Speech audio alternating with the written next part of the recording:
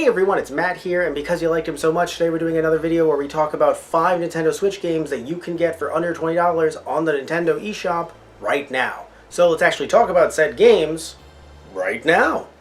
So the first game we're talking about is called Ultra Space Battle Brawl, and I don't really know how to describe this game. It's a fighting game, but you're also trying to protect this gem, and you do have these kind of avatars of you defending the gem. However, there's also some like volleyball tennis mechanics to it, where you're kind of just taking this orb-like object and trying to hit it into your opponent's, not only their avatars that are blocking the gem, but also the gem itself. Also, there are 5 like kind of health bars that once they deplete, it's game over. There's also some over-the-top anime aesthetics to this. It is very absurd, but in a fun way. Like I said, there is a story mode for each and every one of these characters, and I've only gone through this one in particular. And it is just a very unique game, and I definitely do enjoy it for the absurdity. I do think it would be such a fun game to play with friends, and I also think that the writing is funny as well. Now, this game is actually $14.99 on the eShop, and if you think that's a bit too much for this game from what you've seen so far, it does go on sale fairly often, and I'm pretty sure that I picked it up not just for under $10, but also for like under $5. And for that price, I definitely think that this game is worth it. So the next game we're taking a look at actually has some absurd humor in it as well. It's called Manual Samuel. So in this game, we actually follow the character of Sam, and I don't know about you, but I hate this character. So not only is he a rich douche, but he's also a rich douche. And that's enough for me, to be quite frank with you. So he dies relatively quickly in the game, mind you, and after this he's actually in hell, which is where he belongs, and he actually ends up talking to Death, and he ends up making a contract with Death, and he basically has to do everything quote-unquote manually for 24 hours, and if he does, he comes back to life, like forever. So he's immediately sent to Earth, and you have to move around as Sam, but I mean do everything manually. So I mean like stand upright, blink, breathe. It is absurd, and it's such a very interesting, kind of like a Death Stranding, but a more, comical take on that. A walking simulator, but in like the best way possible. Very stylized. I really do enjoy the humor in this as well. There's a narrator going on through the entire game just being snarky. So I've only played, 30 minutes of it so far, but I do think that it is a fun game, and I do recommend it. It is actually $9.99. But I ended up getting it on sale for, again, around like $5 or less. So at $9.99 I would recommend it, but under that I would definitely recommend it. So this next one is not as absurd, at least comedy-wise. It's called Ninja Striker. Now this game, you might be looking at it thinking, this looks like kind of like a mobile game. Do I really want to play this? I'll say this much. It is actually much harder than you'd think, depending on the character that you play. The 3rd level for me is just completely unbeatable. I never want to touch this game again. I don't know if that's a good really recommendation, but still, what I will say though is that this game does reflect, its price does reflect kind of the visual style and whatnot of the gameplay. It is actually $3.99. Now I got this game for something absurd like 19 cents. I got it for like under $1. So if you're getting it for under $1 and you do want a difficult game that is, it kind of looks very much like it's just going to be a straight kind of like a mobile runner kind of game, but you are going to have to chain your attacks together to actually keep up your momentum. And in level 3, that is a necessity. Although I will say that the boss fights are rather easy. So I think that it could be a fun time to have with friends, but if you're looking for a single player experience, maybe not.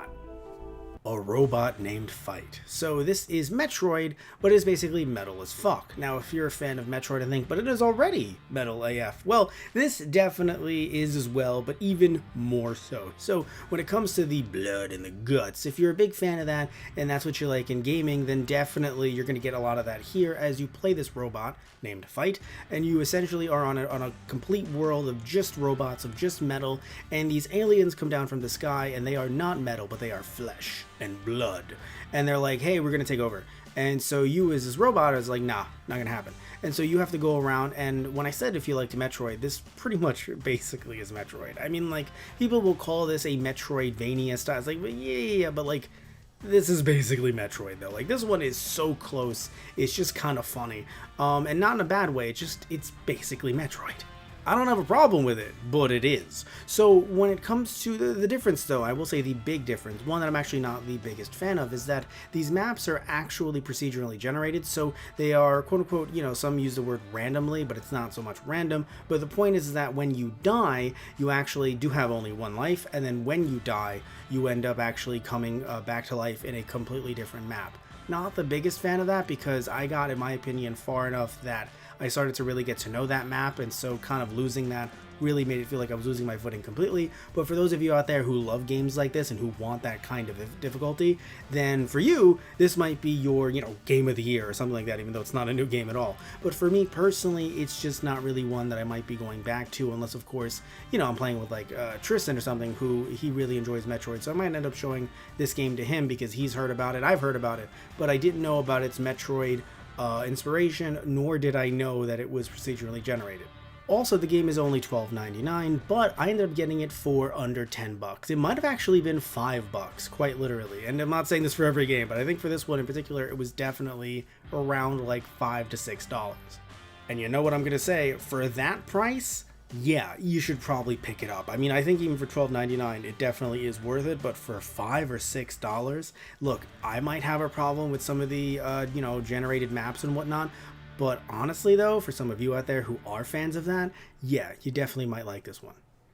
So the last game we're talking about is one that might actually throw you off a little bit, because you've probably heard of this game before, you've seen this footage before, and if you haven't, this is Shantae. So why this game in particular? Well, looking at it on the eShop, it's actually only $9.99.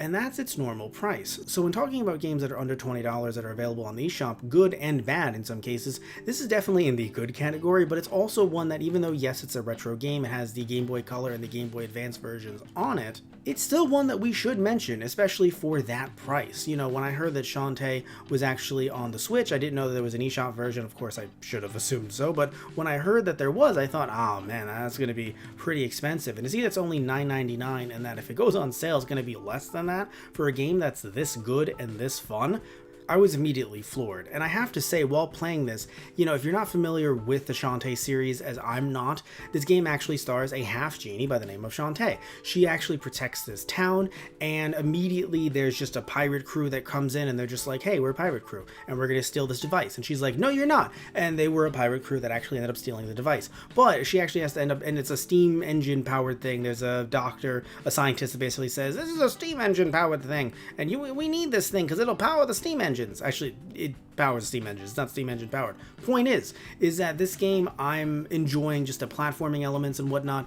It definitely reminds me of some, Game Boy Color and Game Boy Advance games back in the day, because it is one. But still, I really do enjoy it so far, the little bit that I've played. And there's also like a interesting kind of Sega Genesis style, a kind of like Shining in the Darkness camera angle style that you can use to actually walk through the town, save your game, etc., etc.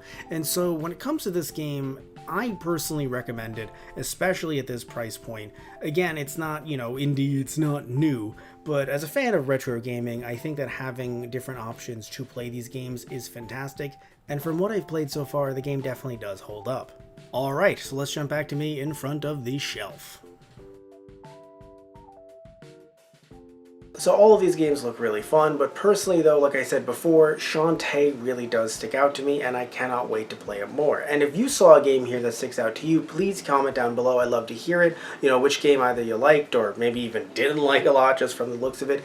And I want to thank you all so much for watching as always. If you like this video, please remember to like and subscribe. Love you all, take care, and I hope you tune in next time. So, I'll see ya!